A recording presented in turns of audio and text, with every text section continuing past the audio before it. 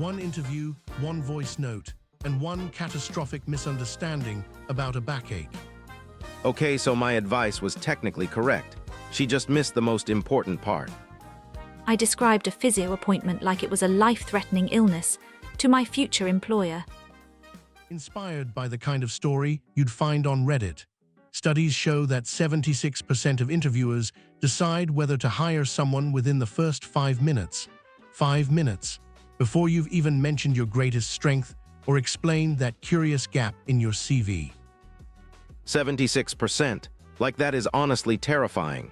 You could spend weeks preparing, and it's basically decided before you've sat down properly. Right, and that is exactly why what happened to me is so absolutely, cosmically unfair. Because I didn't even get 5 minutes. I reckon I was done in about 45 seconds. Sophie had been preparing for this interview for 2 weeks. Marketing coordinator role, good company, good salary, the sort of job you actually tell your mum about. She had her outfit sorted, her portfolio printed, and a folder full of notes. She was, by any reasonable measure, ready. I was dead ready, Oliver. Dead ready. I'd done mock interviews, I'd researched the company, I'd even gone to bed early the night before, which honestly is a sacrifice for me. Okay, so here's where I come in, and look, I want to say up front that my intentions were 100% good. Sophie had a checkup the morning of the interview. Like a routine checkup, you know, where you just go to the GP and they look you over, check everything's fine. A checkup, for our learners, is a routine medical visit where a doctor examines you to make sure you're healthy, not because something is wrong, just to confirm everything is fine. Sophie's checkup was at 9. Her interview was at 11. Plenty of time. Plenty of time in theory. In practice, the GP surgery was running late, proper late. I was sitting in the waiting room for 40 minutes before they even called me in. So I'm texting her like, how's it going? How's the checkup? Are you on your way? And she's not replying because her phone's on silent. So I'm just sitting there with all this information I need to give her. What information, Jake? What information could you possibly have needed to give me? Okay, so, and honestly, this seemed helpful at the time. I had been reading about interview techniques, right? And I found this thing about how you should always mention a personal challenge you've overcome. Makes you seem resilient, relatable. And I remembered that Sophie had that whole thing last year with her referral. A referral in a medical context is when your doctor sends you to a specialist, a different, more expert doctor, because they need a second opinion or a more detailed examination. Sophie had received a referral the previous year for a minor issue with her back. It was resolved. It was fine. It was, as far as Sophie was concerned, ancient history.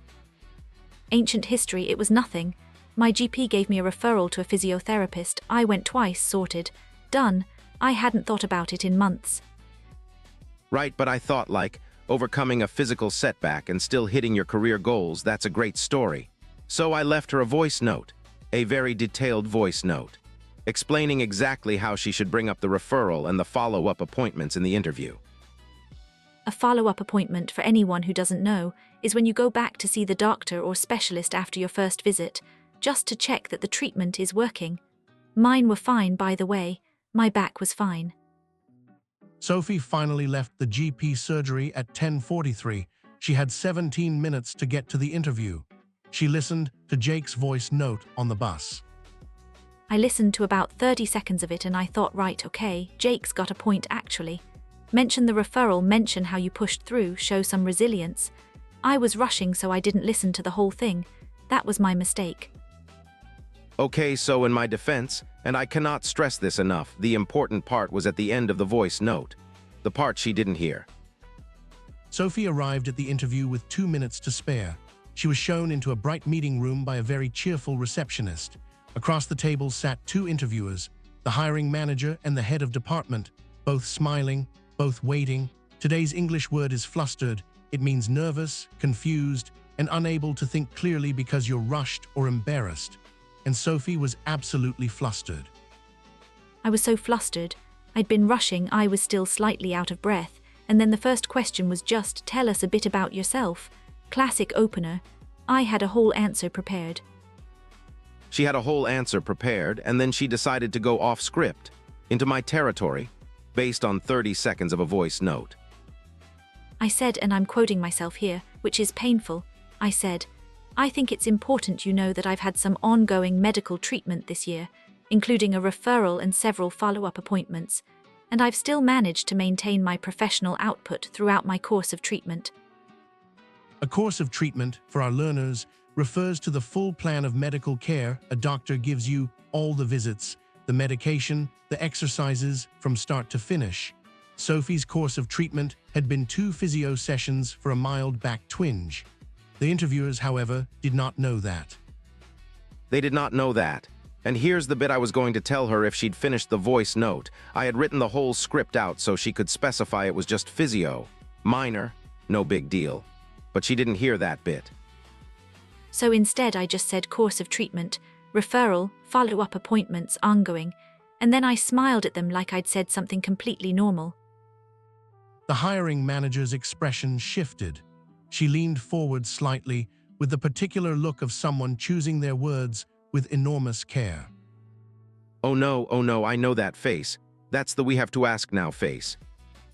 She said very gently, very professionally, she said, thank you for sharing that, we really appreciate your openness.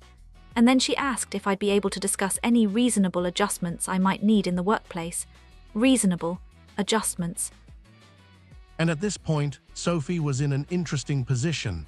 She could clarify immediately, or she could make it worse. I was so flustered that I just kept going. I said, oh, I don't think I'll need any adjustments. The prescription was only for a few weeks and the symptoms cleared up completely.